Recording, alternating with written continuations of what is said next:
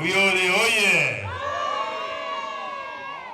Tumechagua umoja na taifa letu. Mheshimiwa mjumbe wa kamati kuu, kauli hii imewahi asisiwa na Mwalimu Nyerere 1987. Alitamka maneno yafuatayo: kwa nchi changa na maskini kama nchi yetu, umoja na amani ni tunu kubwa isiyo na bei. Mwisho wa kunukuu. Kwa chama chetu tunatimiza miaka 49.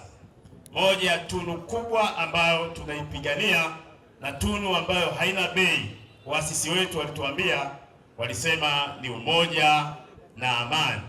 Na leo Mheshimiwa mgeni rasmi, nyinyi kamati kuu na halmashauri kuu ya taifa tuliamua kwa pamoja kwamba tuje na kauli mbiu ambayo wazee wetu waasisi waliweza kutuambia kwamba mtakapokuwa mnalinda umoja na amani ndio kila jambo litafanikiwa. Nimpongeze mwenyekiti wetu Dr. Samia Suluhu Hassan kwa vitendo vyake, kwa imani yake, kwa ujasiri wake na uhodari wake kuendeleza kauli hii ambao waasisi wa taifa hili waliweza kuitengeneza, na sasa tunaona matunda yake. Na Mwalimu Nyerere alisema haina bei, kwamba hakuna maendeleo bila umoja na amani.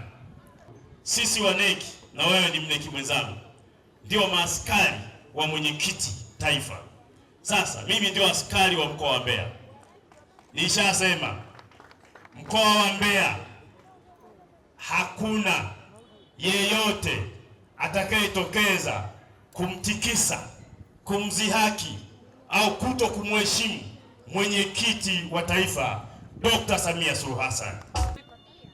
Asitokee mtu yeyote akambeza, akamtikisa, akamzihaki mwenyekiti wa taifa Dr. Samia Suluhu Hassan.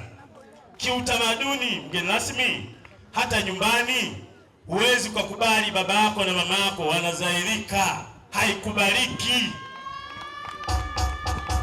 Kiutamaduni nchini kote, duniani kote, hakuna rais ambaye mtu anaweza kumdhalilisha rais wa nchi yake.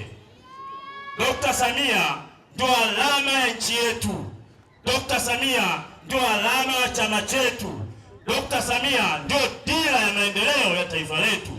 Kwa hiyo sisi maaskari wake tutahakikisha kwenye vipande vyetu, yoyote anayetaka kumtikisa tutatoka na kumjibu kwa nguvu ile ile aliyotoka. Na mimi nataka nikuhakikishie Tume Salamu kwamba Mbeya yupo askari makini na mahiri ambaye haogopi usiku wala mchana.